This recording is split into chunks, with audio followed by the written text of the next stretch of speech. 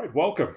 Welcome to our podcast. My name is Bob Wyatt, I'm Todd Larsen. and we're here today to discuss the Ultideic Prophecies and a little bit about building the world and the nations within Baon.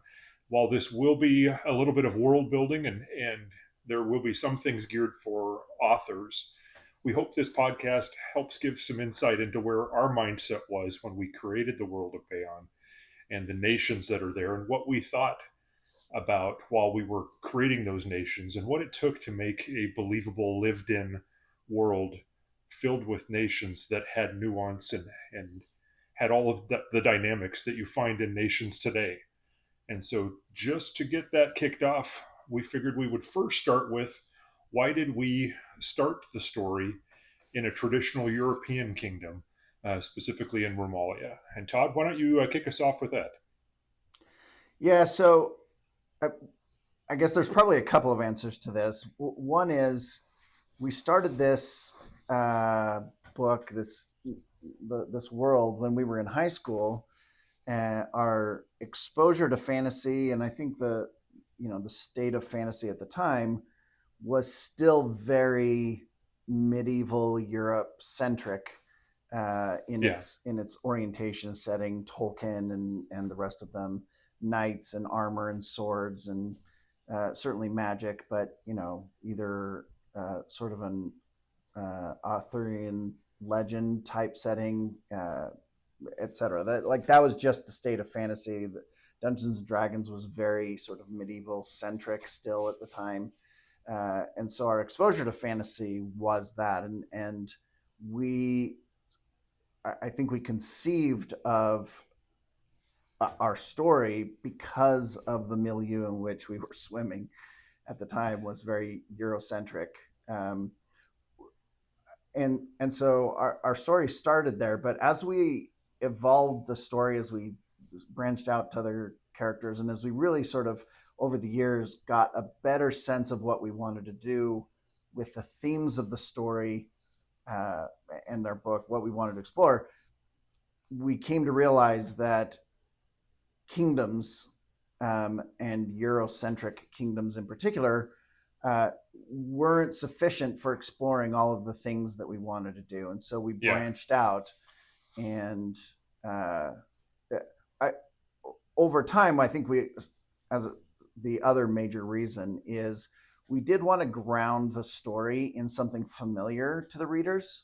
And so keeping Romalia European medieval based made sense as an entry point for people to start reading our story, but the story quickly moves beyond that, and you start to get to see more of the world that is definitely a departure from the Eurocentric yeah. That's medieval really view. what I was thinking when we started it. It's a massive world, and originally we came up with a fair number of familiar types of kingdoms that one would find in a traditional European medieval fantasy. But at the same time, as we grew and as we developed the world and fleshed things out, a lot of things changed, and we still felt it was important to ground the reader. They're walking into a complex world. We wanted to make sure that we could give them a familiar setting so that it was easy to learn in the beginning, and then they could learn about other nations. And I think we did that well with Kushan, for instance. They step into Romalia, it's a familiar setting. You've got a king, you've got a set of nobles, there's some politics and infighting or struggles that are going on within the kingdom. But then you step into Kushan and you get that sharp contrast in a different culture, a different setup altogether. And if we had started in Kushan, I think it would have been just one more thing the readers had to learn before they became familiar with the magic system and everything else. So for me, that was a big part of it, was trying to get the reader something that they could grasp easily and act as an entry point into the world of Bayon. Yeah, and I think with modern fantasy, people have been hungry for fantasy that reflects cultures outside of a Eurocentric culture. Agreed. And we've had some very successful fantasy series that are based in Asian culture, China specifically. Japan obviously has been a big cultural touch point for a lot of modern fantasy. Africa more recently, the Middle East, certainly. And so writers have been definitely moving beyond the Eurocentric version into other versions. And I think another thing that's important sort of for us to mention is that while we started with a culture and an environment that, again, I think is very clearly European centric, our world is not intended, or none of the nations in our world are intended to reflect any particular nation or culture from Earth, right? From in any part of its history. We borrowed cultural touchstones and technology levels, the armor, the weapons, the political structures will look familiar.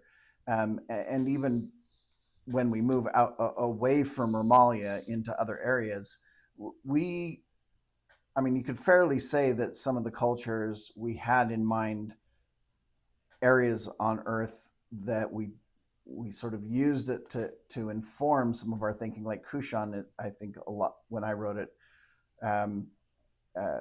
had a lot of influence from Southeast Asia, especially in like the architecture and things like that. And the way I imagined what it would be like going through medieval Southeast Asia, the jungles of Vietnam or Laos or whatever, Cambodia. What would it have been like, the ancient Khmer kingdom or whatever, the empire? What would that have been like hundreds of years ago, thousands of years ago? We borrowed from things on Earth for sure, but none of our nations are intended to be a replica of anything that was found on Earth. No, and I think it's every writer is going to run into this. They are influenced by things that they know in their life. We're no different. I think we did a conscious. We had a conscious effort to not have our nations one for one represent any nation here on Earth or any culture here on Earth. Right. But certainly we had things that we pulled from, and in some cases, and I think Kushan's a good example. We did pull from Southeast Asia. We pulled from India. We pulled from southern China, and tried to make a nation that to us felt genuine, felt unique, but had some elements from other cultures as well. And I think as we go into other nations, as we take the reader through this journey into other nations, they'll probably see some familiar elements, but hopefully it's a unique spin on some of those elements and blending them so that nothing feels like it is specifically one nation or one culture that we've put from Earth onto Baon. It's been important to me to make a distinct and unique culture. And even Romalia is a distinct and unique culture in and of itself. Although I do think it probably feels most familiar to those that are kind of as a comfort level European nation start. But there are elements of it that are certainly very different from a traditional start, such as how religion is treated within the nation. The Sharonists, for instance, having such power in the government and other things like that. That does make it quite different from your traditional European-centric kingdom that would have existed on Earth. Now, for anyone who's visited our website and gone to the maps and spent any time on the maps, we have two primary continents. We have Iaventia, and where Romalia is centered, and we have Astura, where many of the older world nations exist. And across those two continents, we have 29 nations on there. Now, Yes. we will not show all of those nations throughout the books. In fact, we won't show most of the nations throughout the books, and yet we have this isn't going to be a travel log. No, we have an atlas of sorts that is hundreds of pages long, detailing out histories and whatever. So why did we take the time to, would you say, to build such a detailed world when, in terms of what the readers will see on the page, we're only going to show a fraction of it? What was our thinking for doing that? Yeah, I'm going to speak personally here. I'm probably more of the world building nerd than you are, as I think is evident by anybody who has talked to the two of us. We both have had a strong hand in creating this world. But for me, I needed to be able to delve into what this world felt like. I needed to understand the interconnected politics between nations. As I'm writing the world, I needed to flesh out what the nation's neighbors were and how that impacted current events. If I was going to talk about Kushan, and I'm going to use Kushan as an example, though I could use Calavia or Romalia in particular, and maybe it's best to stick with Romalia. But with Kushan, there are neighbors throughout that region. Kelisar on the eastern coast, the Nasasa nation to the southeast. All of those, the Kolrathi, all of them have an impact on Kushan. And for me, I needed to be able to understand what that impact was. Who were these people that were their neighbors? What kind of trading relations did they have? What kind of customs did they have? Was there cultural exchange going on? Were some of the territories of Kushan, did they come from these other nations, or vice versa? So was there some cultural exchange going on by force, or was it? So I needed to be able to flesh out what their neighbors looked like. And as I started doing so, I realized if we're going to create a realistic world, it's not good enough to me to tell the story of just Romalia and Kushan. I needed in my head to be able to see how Calavia would respond to these events, how others within the world would treat the war going on between Kushan and Calavia, to be able to tell what they would do and how they would take it. And as the story develops, we'll start to see how some of those other nations responded, which ones are concerned about what's going on, which ones couldn't care less. Yeah, but it's important to me to be able to flesh that out. Now, we only show a fraction in the books of all of that interplay between neighboring nations. So how do you, why you say it was important or essential for you to do that. But we don't show very much of that in the books, hardly Correct. any, really. So for you, why was it important to Well, go ahead. I think on some level, a nation is like a character. And if you're writing a character, you may not flesh out their entire backstory. There's not a lot of information in The Storm Beneath the Glass on Barrick's family. Where he comes from is briefly mentioned, but his home life, how he grew up, all of that isn't really mentioned. Some of that comes out as we tell the story and as we tell future books. But as a writer, I need to know that information because it informs how he acts. To me, it's the same thing with a nation. Nation is like a large character in the world. I need to be able to understand how that nation works, how it's coming from. If we're encountering people from that nation, what are they like? What's the culture? How do they dress? What sets them apart? If you meet somebody who's Eastgation or Calreaston, what would that look like? Um, those are examples. And now I don't have to include anybody from anywhere else, but then Romalia starts to feel isolated. It starts to feel like it exists on an island, and it's much more helpful if they run into somebody who's from a different place from time to time, and you recognize that this person seems different. They look different, and I don't just mean that their complexion is different. They should dress differently. They should talk or think a little bit differently. They should have different foods that they like. And so those are things to me that are very important as a writer is getting into things. They may not talk about Eventine cuisine. Uh, I, I would be shocked.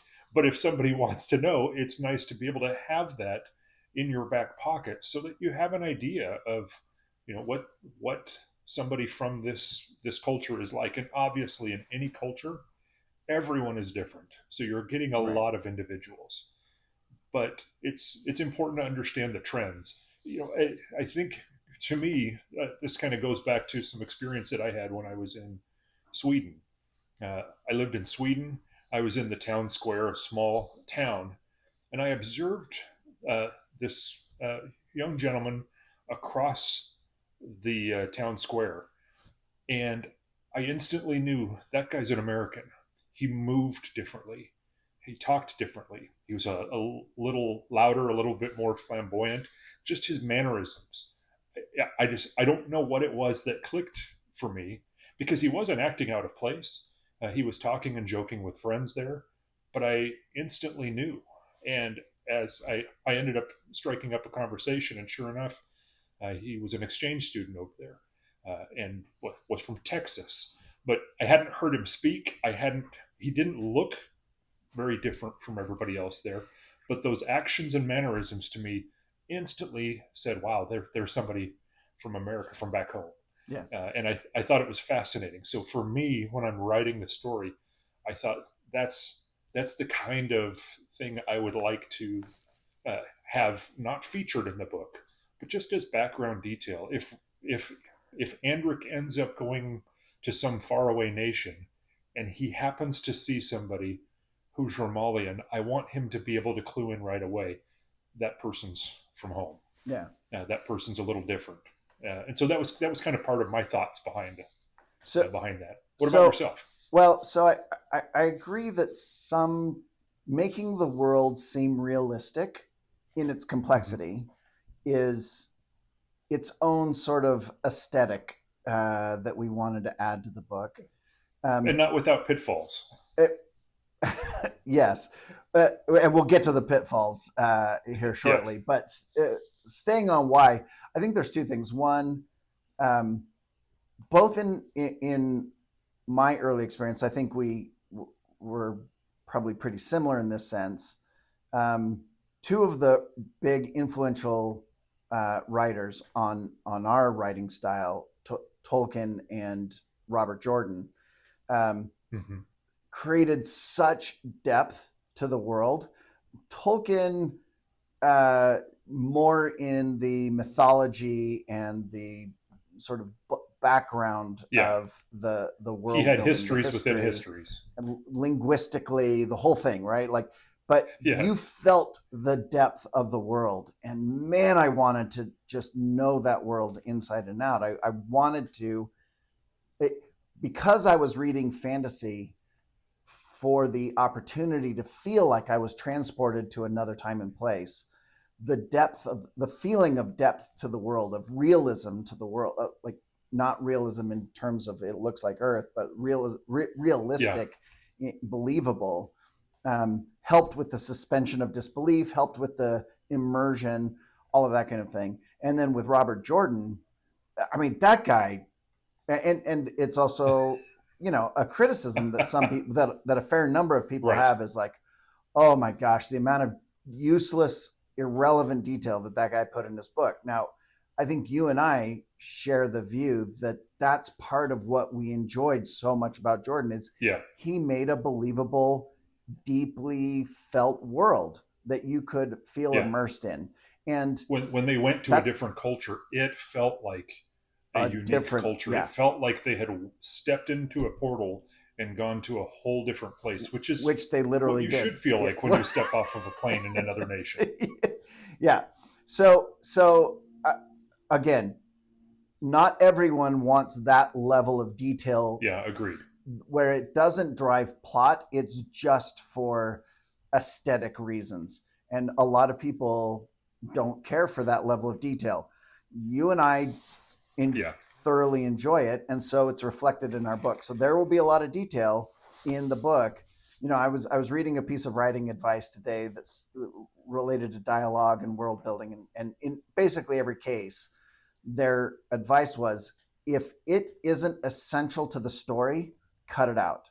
And Yeah. you and I have rejected that writing advice, and we'll see how many people Yeah. want to go along that journey with us. But we wanted to make a felt and believed it world, and so we do that culturally. But then when it comes to the nations themselves, we there's more to it than just making it feel believable, although that's part of it, which is why we created the level of background detail for ourselves, if not Yeah. for the reader's experience directly. But there's another aspect to why we have so many cultures, so many nations and political systems, and that is, it's essential, or it's an important component for us as we explore the central themes of the book. And one of the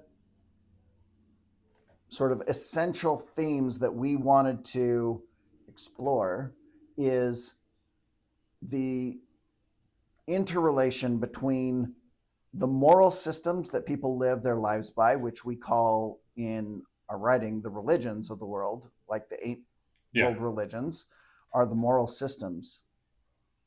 And you can look at moral systems at an individual level. How does any one person live out their moral system? But we were also very interested in how does that aggregate up in society, in political systems, in religions and churches, church organizations. And because there's a feedback loop between how those moral systems get reflected in the broader culture and the political system, the legal system, the religious system, and the way it's lived by the individual. The individual beliefs and expressions of that moral system influence the culture, and the culture influences the individual. There's a symbiotic or cyclical relationship there. And so it was essential that we had a variety of political systems in the world to explore how moral systems influence politics and vice versa. Yeah, and I think, you mentioned political systems, but I think cultural too. We wanted to show how these philosophies, how these religions could be applied cross-culturally.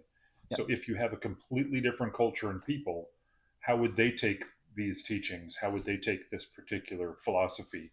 How would they apply it to their traditions? And that should look a little different, although it shouldn't be entirely different. Right.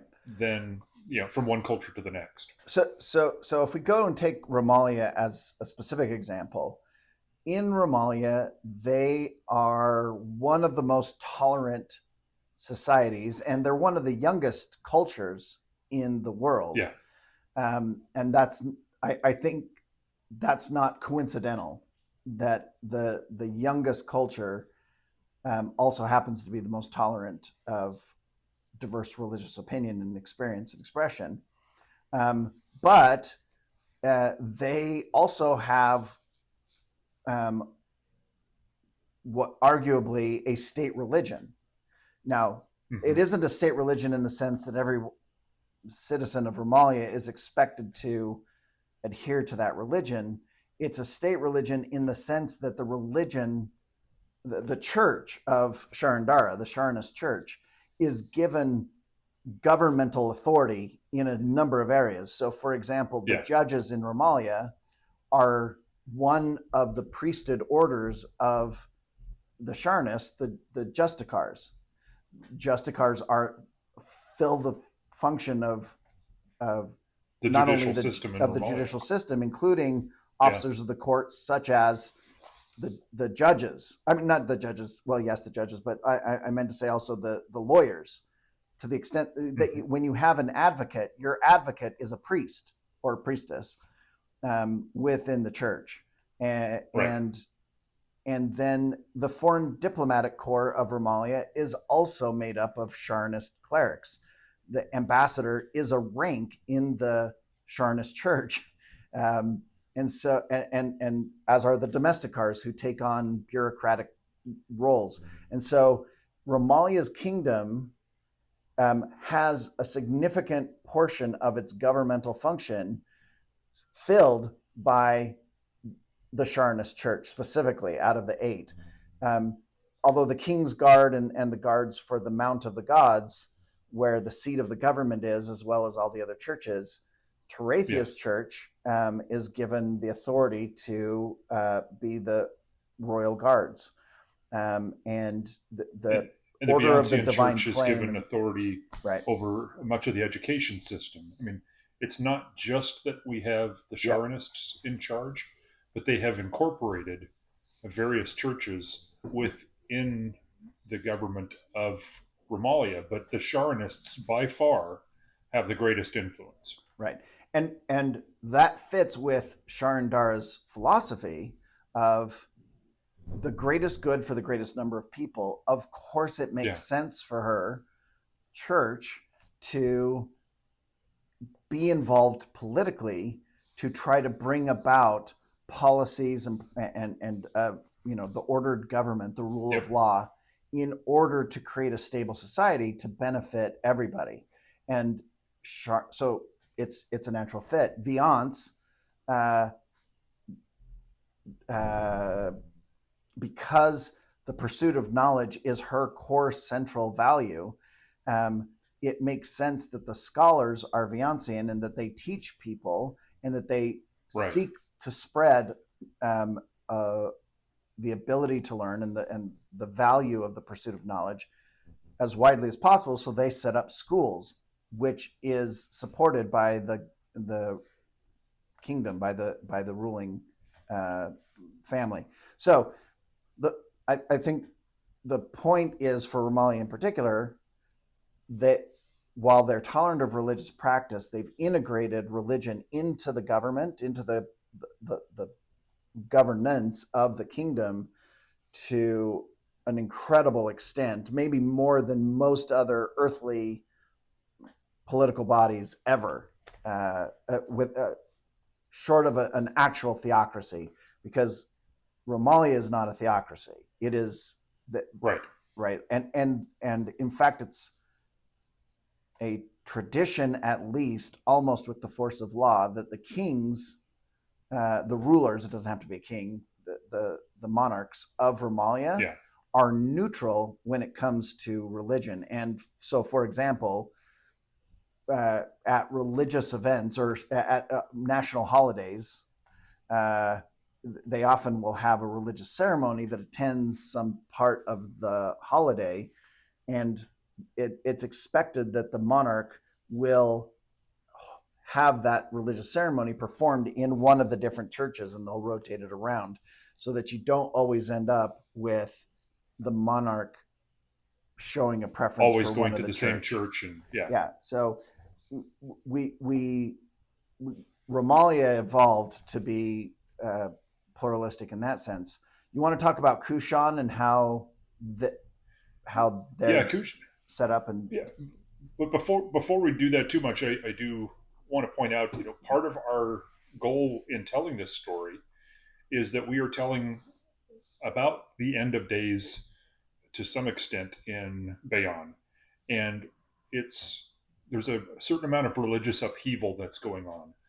It's a period of time when religiosity is at its peak, and so we didn't want to tell Romalia's story and have them be an island in this storm of religious upheaval. It didn't make any sense. So we did want to make sure that while Romalians might be tolerant of all religions, religion plays a big part in Romalian society too. That was part of our goal with that. We did the same thing with Kushan.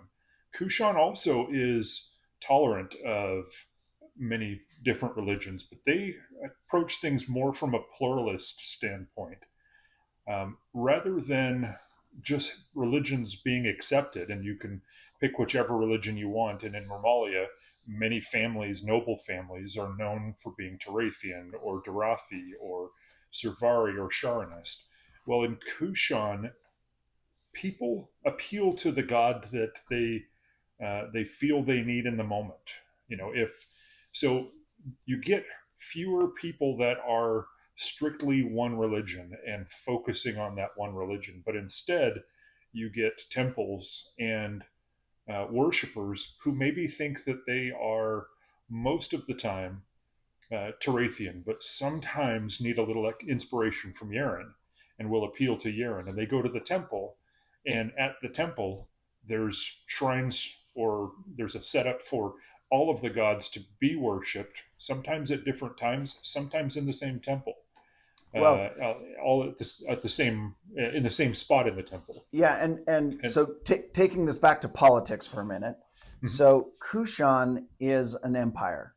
They're headed by an empress currently. That's how it often works. And they are even culturally their identity as Kushan, as an empire, is way more fragmented than Romalia is. Now, Romalia sort of grew organically as a kingdom for the most part. The people who identify ethnically, culturally as Romalians actually are descendants of the colonists who came from the other continent, from the Byzantine Empire, came across, established, and then the kingdom grew, and there are dukedoms and subdivisions of Romalia that mostly were organic growth of these colonists, this colonist kingdom that eventually grew. Kushan, by contrast, is thousands of years old and was made up of indigenous tribes that geographically were fragmented and had their own tribal lands. And it's only relatively, there have been empires throughout Kushan's history. The empire that exists as the Kushani Empire today has only existed for a couple hundred years in its current form, and has consolidated the land of Kushan as it currently exists as the most extensive version of the empire that there has ever been. They have subsumed more of the tribes, but still not all tribes adhere to that. But one of the things that's very common across all of Kushan is and how the religion plays in, is that they don't have separate churches. They worship all of the gods collectively, and they build temples collectively to all the gods. They don't have priesthood for the most part that's separate. There's some people who worship a particular god may choose to be a roving missionary for that god or whatever. But culturally, throughout the lands of Kushan, they worship all the gods collectively. They build shrines collectively to all the gods, and there's been a lot of, to the extent that the empire supports the worship of the gods, they do it collectively, and they encourage collective worship. So it's very different than Romalia, which is you worship whichever god you want, and most people choose one particular religion to be in their individual lives, the dominant religion for themselves. And that becomes the tradition within that family, with those individuals. Now we have another nation, which doesn't feature prominently in Book 1, but Calavia. And these are the three dominant nations on Iaventia, where most of the story of Book 1 takes place, is Calavia. And Calavia is way different. Do you want to talk about Calavia and how they're organized politically and a little bit about their culture? Well, yeah, I'll be pretty brief. I know that this isn't something that the readers have seen yet, but Calavia by far is the most secular of the nations. They culturally are very different and probably the most irreligious of all of the peoples. It doesn't mean that there isn't some religiosity among the people, and there aren't individuals who are religious and devoted to one God. But as a people and as a government, religion plays as small a part as it can in any other nation that you're likely to encounter Now, they do across have a the face of the reputation earth. for worshiping something. What do they worship? Well, they worship profit or in their mind power and influence, usually through money or Money. that's really the focus of their society. Yeah. The garnering of wealth, the growing your growing your brand, Yeah. trying to extend your influence by influence. Uh, that's their focus. That could be seen as rather Tarathian in many cases. Although, as we've talked about before, it all depends on the motive of the individual. Right. So you could seek to like you could pursue the accumulation of money as a means of being able to help the poor, to serve people, Yeah, right? As a means to an end to helping people. Or you could see it as a means to an end of helping yourself. But regardless, the accumulation of wealth is the major driver in, at least at the political elite level. Like even and the government of Calavia, you get your position by bidding on it. Like you don't get voted. yeah, It's not democratic. It is monetary. Whoever can pay the most for the political yep. position, it comes up for bidding, and you bid on the seat, and you get it for whatever the period of time is. And then at the end, there's a new bidding war for that seat, and maybe the same person wins it because their tax system is driven actually quite heavily by raising funds through people bidding on, and so Positions of power. positions of Yeah, power. It's not. Now you might say that's a corrupt system. That's like, how's that any different than bribery or whatever? For them, it is the legitimate exercise of the way that the government works, and it has the imprimatur of, I mean, it is a legitimate system because that's how they've openly chosen to operate. And so we're one again, we wanted to get away. It's Calavia is one of the most unique political systems, and you'll see it in later books much more heavily. yeah, But it we didn't want only to be limited by political systems we see on Earth. I mean, some people might argue, "Oh, that sounds like America's political system. You buy your way in to power. Look at Donald Trump, or whatever." I I don't. That's more behind the scenes. It's quiet money, right. hidden money. I don't think it's necessarily any money's any less influential in American politics. It's just not as overt and explicit and built into the law as the mechanism for how it works. No, So and as we've learned, in the United States, it doesn't always work. Bloomberg ran for president, clearly spent the most money by a large margin, Mitt and Romney did ended the up same thing in in 2012. in Yeah. fourth place. So yeah, there's certainly the thought that maybe that is something that happens on Earth, but we felt like this was rather unique, and I think Calavia, as it gets fleshed out, will seem like a completely unique and an individual piece with maybe some elements of influence pulled from certain areas, And but I think that it stands alone. we have other cultures that people see in later books. Yeah, Decrelith is an example with a rather unique political system. Kelisar has a really interesting trial system. So their legal system is rather unique. We invented a system that we've never heard of on Earth. And I mean, I'm a lawyer and yeah, I'm a student of history. I I've read a lot. I've never heard of a political system like what we created for Kelisar. So partially it's fun and interesting, and we got to be creative, and the world building part was fun. But again, at the through line for all of this are opportunities for us to explore how moral systems can play out in Right. individual lives, communities, church systems, inner struggles, and even up to the national level, and factions within nations and in between nations. All of these are opportunities to show how moral systems get complicated and play out in the real world. I mean, in sort of a believable sense, because we didn't want to straw man any of our moral systems. We wanted Agreed. to steel man all of our moral systems, and then see sort of have the Ultideic prophecy is a contest between moral systems ultimately, and which ones and which ones are likely to come out victorious in terms of garnering the most support in the world.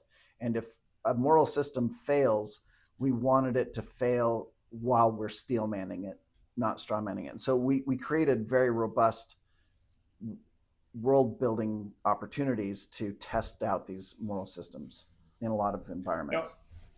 Now you mentioned Calavia, probably the most secular of nations, but we also mentioned that in Romalia there are aspects of religion taking the role of a government. Do we have any theocracies? And why don't we talk about Solendria and their relationship with Romalia, since Romalia ultimately was settled by the Byzantine Empire, but specifically that part of the world. Yeah. So a lot of the culture got passed down. Well, and so there are several theocracies, and what I'll say is we have many of our cultures, most of our cultures, most of our nations have a very strong religious influence in the government. But as you said, probably none is more close to a theocracy than Solendria. The Kuldrith arguably are pretty darn close. There's only one state religion that's legal to practice, and there's direct government authority between the church and the highest levels of the government among the Kuldrith. But in Solendria, the church is the political authority. Now it's Sharonist, and so which again is very utilitarian in its moral system, its orientation, and so they are not autocratic, right? Like Sharonism doesn't tend to believe that autocracy does the most good for the most people. So they have a political system that still allows for a lot of liberty, a lot of freedom at the individual level, but the government is run by the church. And so it's a theocracy, but it's not an autocracy, I wouldn't say, which is it's unusual for people to think of theocracies that are still that are not autocratic. But because the church had so much power over the government, when Romalia decided that it was to become independent and was no longer going to be merely a colony of Solendria, of the Byzantine Empire, they still used the Sharonist church to fill the government roles, as we discussed at the beginning, but they were worried about the Solendrian government and the Sharonist church centered in Solendria having too much influence over Romalia. So they said the only way we're going to allow the Sharonists in Romalia to have any governmental authority is if there's a treaty that divides the church, so that the church authority in Solendria, the Sharonists in Solendria, have is ruled over. Their version of a pope is called the High Consul. So the High Council of Selendria, which governs the rest of Sharnists basically around the world, Romalia was carved out as having its own church. So Romalia Right. has a high consul that rules over the Sharnist church. She's an advisor. The current one is an advisor to King Javorek, who is the current monarch. And but the Sharnist Romalian church is completely independent of the Selendrian church, and that will have some interesting implications later. But anyway, did I anything else you wanted to say about that one? No, I think that shows a little bit of the difference between the church in Romalia and as it exists in Selendria. Selendria very much is a theocracy, and I don't think any religion on the world embraces the status quo as well as Sharanism does. They truly believe that there are people that the greatest good would be to let them practice their own religion and be separate as long as they don't interfere with the public greater good. But I think in many ways it's a lot like, and we didn't necessarily steal from this world, but it's a lot like the Pope. If you have authority other places in the world, they report to the Pope. In our world, when Romalia was debating, as they had separated, if the Sharanists were to remain in power, they reported to the High Council in Selendria. Right. And in order for them to remain in power in Romalia, they had to make that deal. And so it created a situation where, just putting it in our world, Earth world terms, that the Pope would have somewhere else, there would be a second Pope or a cardinal that did not report to the Pope and was acting independent and was authorized to do so, that was an agreement that was made so that they could maintain power within the state of Romalia. Now, what I'll point out is that we are talking about history that's 350 years old. So right.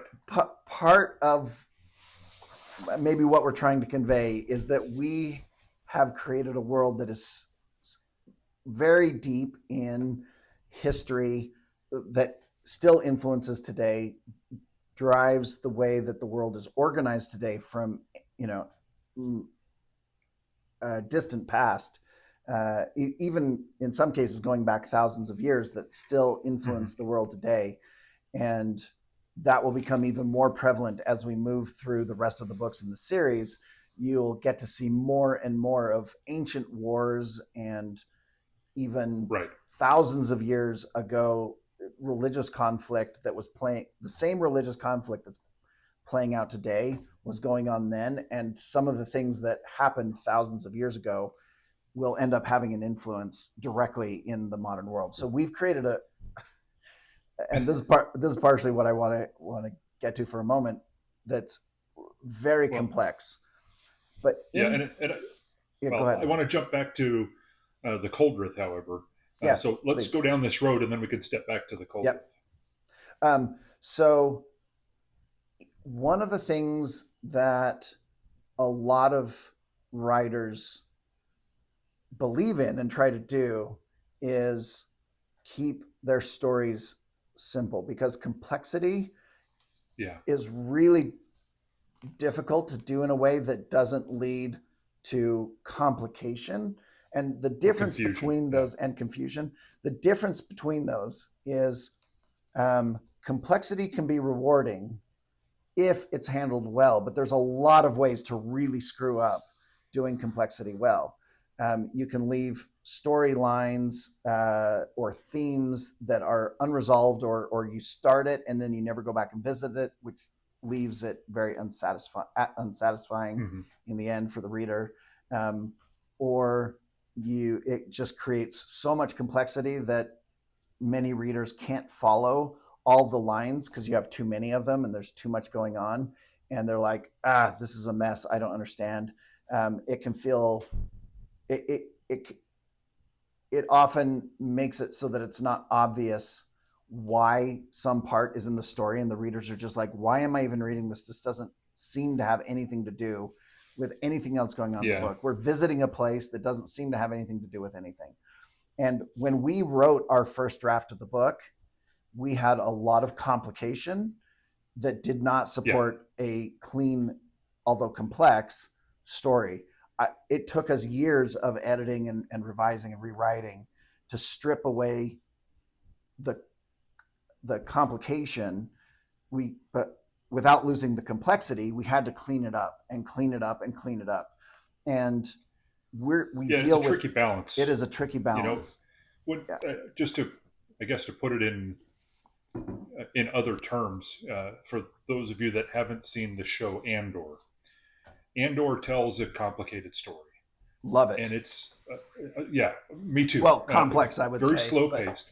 Yeah. Well, yeah, complex. It's slow paced. There are parts where you go, why am I watching this? Why did they include this? And it's not until episode 8 in that season that you go, okay. So there are times when, as a reader, somebody might go, why are they including these details? Why am I going down this road? It doesn't make a lot of sense. Sometimes it's to set the table for what is to come. Right. And so it's a tricky balancing act to set the table, but still have enough that the reader doesn't feel like I'm getting lost in the details and the complexity. Well, there's another layer to this, staying with the complexity just for a moment, and then we'll get back to nations. But we have outlined all 7 books of the series. We know chapter by chapter what's going to happen across the whole thing. And partially, we wanted to create a story that I had a friend in college who every time a new Wheel of Time book would come out, he'd start the series over from book 1 and read all the books up to that book. And then when the next book would come out, he would do it again. So by the time he got done, that was me. By the time he got done, he'd read book 1 like 15 times or whatever, right? And book 2 14 times and whatever. So we anticipated that some readers, probably not very many, maybe 3 or 4 in the whole world, maybe more than that, but most readers are not going to go back and reread the whole series from scratch, but some would. And for those readers, there are pieces of the book that when you go back and read after you've read book 4, book 5, and you're starting over at book 1, and you read it, you realize, oh my gosh, this means something completely different to me now. Hopefully we do it in a way that doesn't leave readers on the first read going, I have no idea why this is in the book. Right. Exactly. But and we did have some of that, and we've had to revise and fix that, and we'll see how skillful history judges us to be at that effort.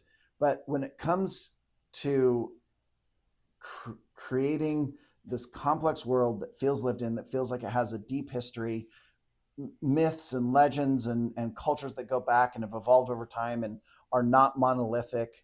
There's conflict within political boundaries and in between political boundaries and between people and individuals.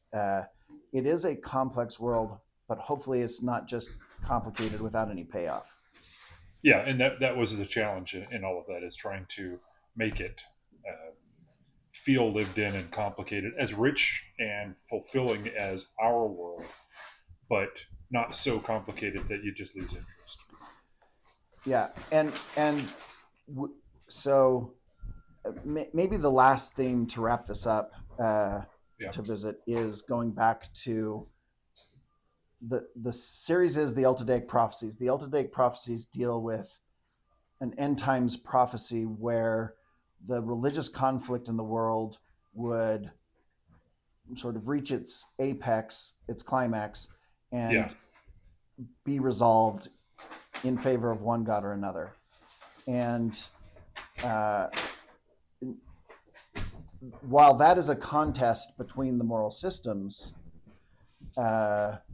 it appears to be playing out, and I mean, it's hard to imagine it playing out any other way, through large institutions, nations, churches, empires, who are seeking either intentionally or subconsciously, if you will, to carry forward the moral system on which they're based, to gain power, influence, control. That would be Tarathian, or to create liberty, freedom, service, whatever. Those might be Sharonist or Servari or whatever. And so the conflict that we see playing out, as you mentioned, like within Romalia, there's religious turmoil between the religious factions in Romalia and between Romalia and Kushan in the war when King Javorek goes to war against Kushan. It is to stop the slave raids of the Kushani coming across that he considers to be an evil practice, to defend his people, which is a very Servari holy couple, Yanvar in particular, attribute. And and so the moral systems of the gods, whether political actors intended or not, are expressions of these moral systems played out on a larger scale. And ultimately, that's what I think makes, hopefully, our book stand out from the crowd. Yeah. Yep. The one thing I did want to circle back to was the Coldrith Empire, and we show it in fairly stark detail in book one, in the second half of book one. And so we start to get this picture of a nation with a very strong influence from specifically the Tarathian church. And I think we would probably get a lot of pushback that they are close to a theocracy.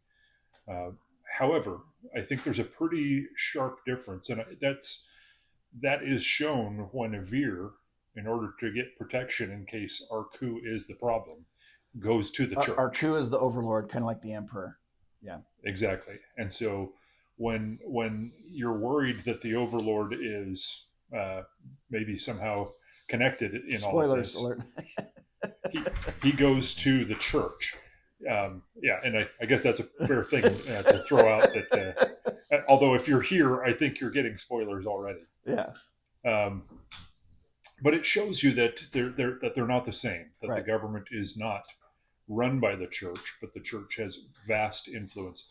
And actually, as controversial as it may sound in our world, I mean, in Baon, I think a lot of nations throughout Baon are closer to this than not. They may not be authoritarian, such as the Coldrith, but usually the church has a strong influence, or a church has a strong influence within society and within the government. I think as you get into Decralith or many of the other nations, Kalrista, Hyzen, others, those nations have a very powerful religious faction within the government, but they're separate from it. Yeah, and I shouldn't say within the government, within the culture, within the people, but the government is still separate.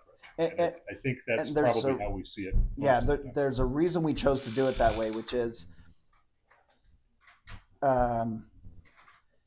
on Earth, you and I believe that cultures tend to be dominated by a moral system. The aggregation of the moral system of the culture is some version of one of the religions. Now, a lot of cultures may not be explicitly religious on Earth, but they do adhere to a shared set of moral beliefs. They have a moral system. So take, for example, in the United States of America, the democratic principles and the libertarian principles of individual liberty and freedom and equality under the law, and a lot of those shared moral values, I would argue, were in their inception Christian, inherently Christian, which is why people often describe the United States, for good or for bad, as a Christian nation,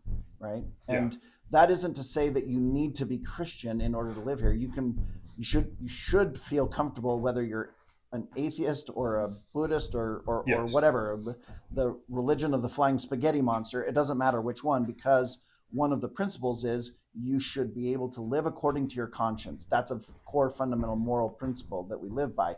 That is a shared value across, hopefully, all Yes. Americans. Now, Yeah, and it doesn't it while it's not solely the property of Christianity, for instance.